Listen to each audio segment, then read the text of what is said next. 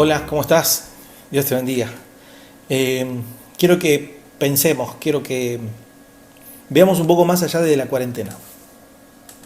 Pasó esta cuarentena, pasó la pandemia, pasó la epidemia, eh, salió todo bien y tenemos que seguir adelante. Y el tema es cómo seguir, cómo seguimos. ¿Qué aprendimos, qué no aprendimos, qué vamos a poner en práctica? De qué cosas nos dimos cuenta en estas 4 semanas, 5 semanas, lo que dure. ¿Qué nos vamos a llevar después de esto? O sea, no es un momento cualquiera. O sea, es una cuarentena y todos aislados, lejos de las personas que queremos, inmensamente difícil. No sé, las situaciones que estamos aprendiendo después de esto, que estamos viviendo después de esto, es todo muy loco esto. ¿Y qué nos vamos a llevar? ¿Qué vamos a llevar después de esto? Me lo planteo como pastor, me lo planteo como persona que está involucrada en el ministerio, de trabajar con vidas, de formar vidas. Me lo planteo como persona de iglesia, que me amo la iglesia y he crecido dentro de lo que es ese ambiente de reuniones y de escuchar prédicas, dar prédicas, armar, desarmar. Campamento, no sé. Yo crecí en ese ambiente, yo amo ese ambiente, yo me siento como pez en el agua dentro de ese ambiente. Sé moverme, sé qué decir, sé qué no decir. O sea, extraño muchísimo. Pero pensaba, porque estaba leyendo la palabra, pensaba en un momento de los discípulos, que Jesús les viene y les rompe toda su cultura, toda su tradición, les rompe todas las rutinas que ellos tenían. De repente Jesús se acerca a la orilla de un lago donde estaban pescando y les dice: vengan y síganme. Pará, tengo una vida, o sea, tengo una forma, tengo familia, tengo un trabajo, lo mío es la pesca. Y Jesús le dijo: vengan y síganme. Es fuerte, o sea, para nosotros en el contexto poético, que a veces leemos la Biblia y pasamos por alto y tiramos texto y lo pasamos porque queremos llegar como al punto. El punto importante es la muerte de Cristo, resurrección. Es importantísimo, no hay discusión de eso. Pero si solamente vivo de eso y solamente me quedo con eso, hay algunos detallecitos que van construyendo ese llegar a la cruz del Calvario y la construcción de la iglesia que hay en el corazón del Padre, que manifiesta a Jesucristo, que muchas veces no lo veo y los paso por alto. A mí me pasó. Capaz a vos no te pasó, pero a mí sí me pasó. Que es como que hay momentos de la historia de Jesús que son más importantes que otros y quiero llegar a esos momentos y me olvido de momentos que a veces están ahí, están puestos ahí en la Biblia, en la historia, y yo no les presto atención. Y al no prestarle atención es como que se me va. Pero es el hecho de que Jesús les diga a sus discípulos: vengan y síganme, déjenlo todo. O sea, es fuerte, no es fácil. O sea, vos estás dispuesto a dejarlo. Pará, escuché bien. Dispuesto a dejar todo, por el llamado de Jesús. O sea, tu todo quizás no es lo mismo, no es el todo de los discípulos. Capaz para vos, tu todo es más importante que el todo de los discípulos o el todo que dejaron los discípulos. No sé, pero capaz no relacionás tu vida con la vida de ellos. Y vos decís: no, pará, pero ellos eran como tipos recontra grosos. Ellos no lo sabían, pero ya eran grosos. Y vino Jesús y les dijo, porque Jesús ya sabía que lo iban a seguir y que ellos iban a dar esa respuesta. Entonces ya no parte de que esta decisión de seguir a Jesús y dejarlo todo está más relacionado a que ellos eran súper grosos y no es para cualquiera. Pero resulta que el llamado de déjenlo todo y síganme es para todos sus discípulos, es para todo aquel que se declara discípulo de Jesús. Déjenlo todo.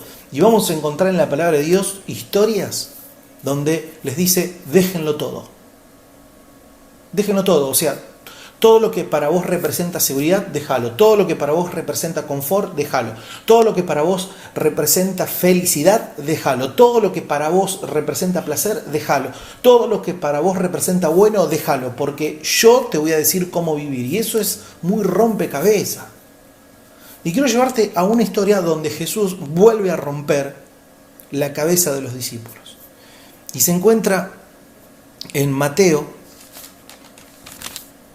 en el capítulo 24, cuando Jesús les empieza a hablar de las señales del fin, un pasaje que quizás vimos un montón a lo largo de esta cuarentena, porque hablamos mucho de las señales del fin, y los tornados, y los volcanes en erupción, y la pandemia, y vimos todo esto.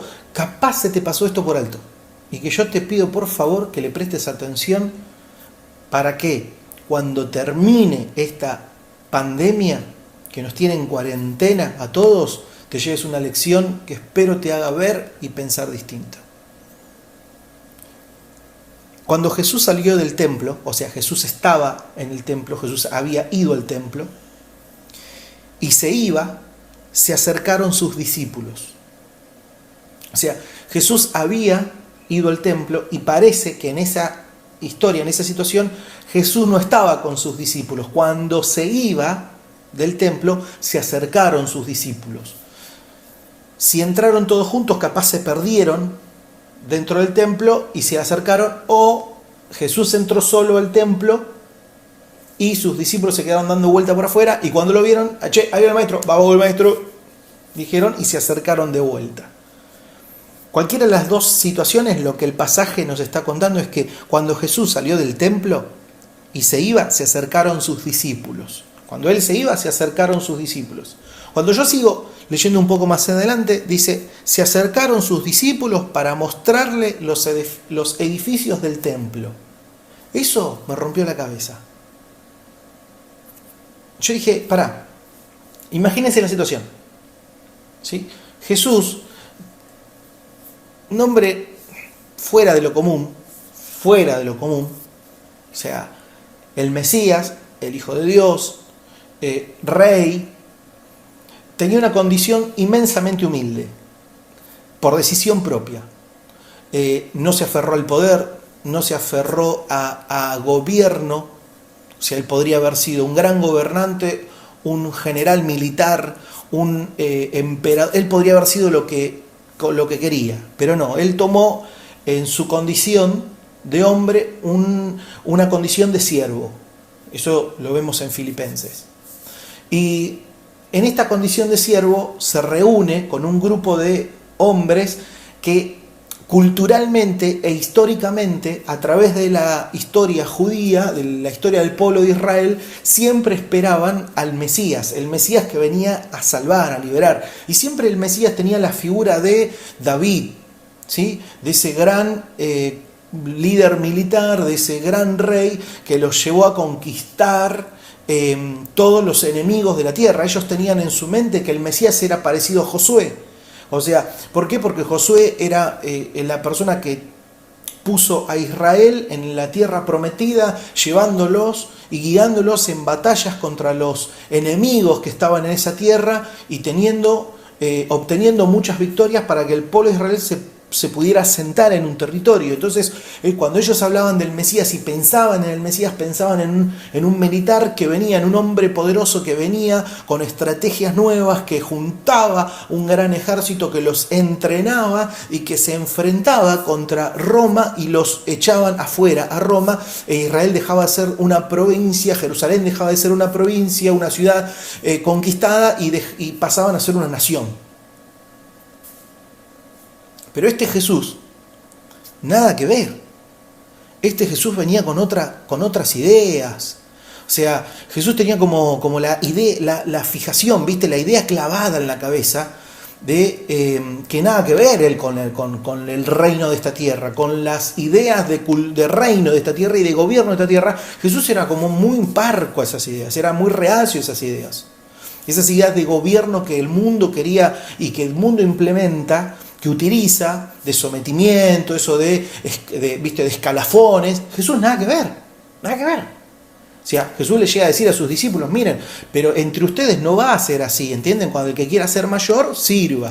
Ustedes ven que en el mundo, ¿sí?, los gobiernos se enseñorean, los ricos someten a los pobres, pero entre ustedes no va a ser así. El que quiera ser mayor, o sea, Jesús dice, si alguno quiere ser mayor, que sea mayor. No hay problema. Pero, entre ustedes, el que quiera ser mayor, que sirva. Ahí ya puso como la pirámide al revés, ¿entendés? O sea, no lo más rico arriba y los más pobres abajo. Él invirtió, dice, si vos tenés, serví. Si vos querés ser más grande, serví. Y dio vuelta a la pirámide estructural de autoridad. Y eso es impresionante. Vamos a encontrar a Jesús que entra al templo, ese templo que el pueblo de Israel idealizaba y amaba y quería, porque en el templo es donde se encontraban con Dios.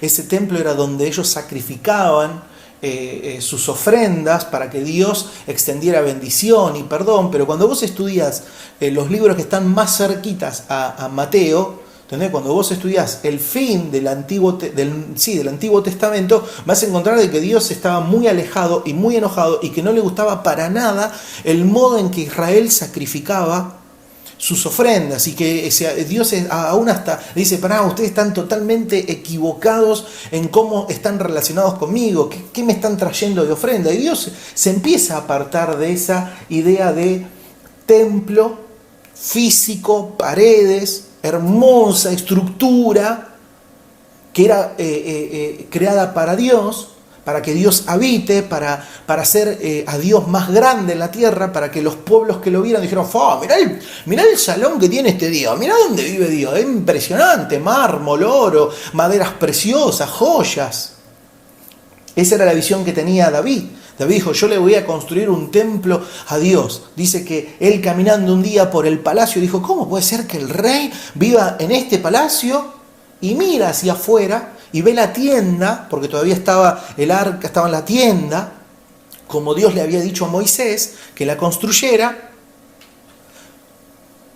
Y lo ve y dice, y le pareció insulso eso, le pareció pobre, le pareció como poca cosa. Dijo, ¿cómo Dios va a vivir en esa tiendita? Y yo voy a vivir en terrible palacio. Entonces agarró y dijo, yo le voy a construir casa a Jehová. Y Dios le tira la oreja y le dice, pará, vos no me vas a construir casa a mí, yo te voy a construir casa a vos, le dice. Salomón construye el gran templo de Salomón, al cual fue hermosísimo, se gastó torta de plata para construir ese templo. Hizo un templo, no sé, a todo trapo, para que Dios tuviese un monumento puesto para que los emperadores, los reyes, los gobernantes de las ciudades, de los países vinieran y dijeran, ¡oh!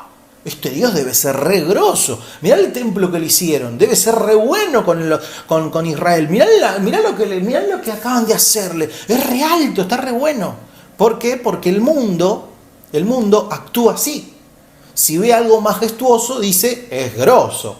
Si ven una casa grande, dicen que el que vive dentro de la casa es re rico. Si ven que tiene un gran auto, dicen es re poderoso. Si vos tenés un buen celular, dicen, este tiene la re plata, este es re importante. ¿Por qué? Porque siempre asociamos que las marcas, asociamos que lo grande, que asociamos que lo lujoso es gloria de Dios.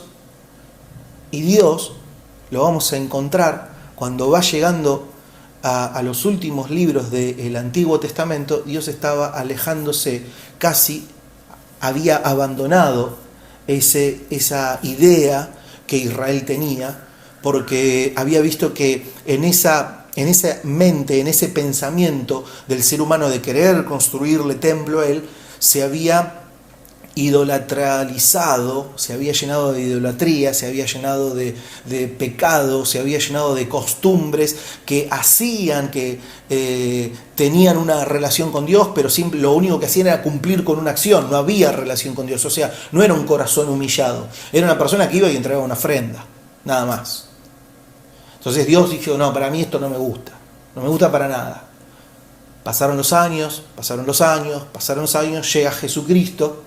Y Jesucristo entra en la historia donde Roma controla a lo que era Israel. Jerusalén es una provincia adherida a Roma. Hay un templo donde se sacrifican ofrendas a Dios, y en ese templo seguía teniendo la forma estructural de el atrio, el lugar santo, el lugar santísimo, y seguía teniendo como cosas, ornamentación, que decían, mirá qué lindo que es todo esto. Jesús entró a ese templo al cual el israelita, el judío, el pueblo de Dios, el pueblo de Israel tenía como la fijación de acá está Dios, acá está Dios, acá está Dios, esto es Dios. Y Jesús entra ahí con un látigo y saca a todos los mercaderes que vendían palomitas, vendían hasta corderitos que no estaban tan fallados, viste, que eran medio trucho, no eran trucho del todo, y venían ahí. ¿Por qué? Porque el pueblo de Israel se había acostumbrado a hacer lo siguiente: iban al templo a llevar sus ofrendas, pero ya no llevaban lo que era de ellos, sino que iban y compraban una paloma, viste, te compraban, no sé, un corderito, y ya no era que lo criaban ellos, no era un sacrificio que venía del corazón, sino era algo que, bueno, tomá, total tengo la plata, tomá, lo compro y se lo llevo. Y ahí se había construido un negocio en la fe, un negocio en la adoración, un negocio en la relación con Dios, que a Dios lo tenía harto cansado. Y Jesús, como era Dios y tenía el corazón de Dios, saca un látigo y los empieza a echar a los mercaderes del negocio de la fe. Pero hay un texto que dice: cuando salió Jesús del templo y se iba, se acercaron sus discípulos para mostrarle los edificios del templo. Y esa parte me encantó, me rompió la cabeza. Los discípulos dijeron: che, Jesús, mirá, pará, Jesús, pará, no te vayas tan rápido. Mirá un poquito el templo que le construyeron a Dios. Mirá, porque capaz que vos no lo... Yo, para mí, Jesús, que vos no lo conocés bien, vos no ves bien. Entonces, como no lo conocés bien, es por eso que a vos no te gusta mucho esto del templo, del edificio, y llamás que el templo somos nosotros, y vos no lo estás entendiendo. Pero mirá que acá adentro hay gloria, mirá que hay pantalla LED, mirá que nosotros pusimos las luces, la última tecnología de luces. Vos no sabés los micrófonos que tienen estos pibes, vos no sabés cómo tocan los de acá adentro, hay silla, aire acondicionado, vos no sabés, entro al baño y es más lindo que mi casa. Los discípulos le querían vender la visión del templo. Los discípulos dijeron: che, Jesús, vení, miralo, porque vos que te enojás, que ya le dijiste, porque él ya les había dicho a los fariseos: yo esto lo derribo y lo levanto en 3 días. Y los fariseos le dijeron: ¿cómo lo vas a levantar en 3 días? Y esto llevó como 50 años levantarlo. Así que vos lo vas a levantar en 3 días, ¿de qué estás hablando? Y Jesús agarra y le dice: yo esto lo derribo, ¿sí? Y en 3 días lo levanto. Y lo vuelve a decir, pero esta vez se lo vuelve a decir a los suyos. Mira, le dice: cuando Jesús salió del templo y se iba, se acercaron sus discípulos para mostrarle los edificios del templo. Respondiendo él, les dijo: ¿veis todo esto? ¿Lo ven, muchachos? De cierto os digo que no quedará aquí piedra sobre piedra que no sea derribada. Y acá empieza con las señales. Se lo lleva al Monte de los Olivos, al lugar donde a él le gustaba estar, en el Monte de los Olivos, ese lugar que para él era un lugar donde él podía charlar con sus discípulos y darle los mensajes más hermosos. Alejados de toda esa idea de relación con Dios que tenía planteado el pueblo de Israel, él los llevó a su relación con Dios. Y me gustaría que entiendas esto, que es muy importante para vos, que estás metido en la iglesia de hace años como yo, que lo disfrutás muchísimo. Quiero que entiendas esto: cuando salgamos de esta cuarentena, no volvamos a la rutina, no volvamos a la idolatría de lo técnico, no volvamos a la idolatría de la excelencia del ser humano que le podemos dar, no volvamos a la idolatría de la pantalla LED, de las luces, a ver si entendemos de una vez por todas que no se trata de eso. La presencia de Dios no es la técnica humana. La presencia de Dios está compuesta por tu extrema santidad, por la extrema decisión. ¿Estás dispuesto a seguirme y dejarlo todo?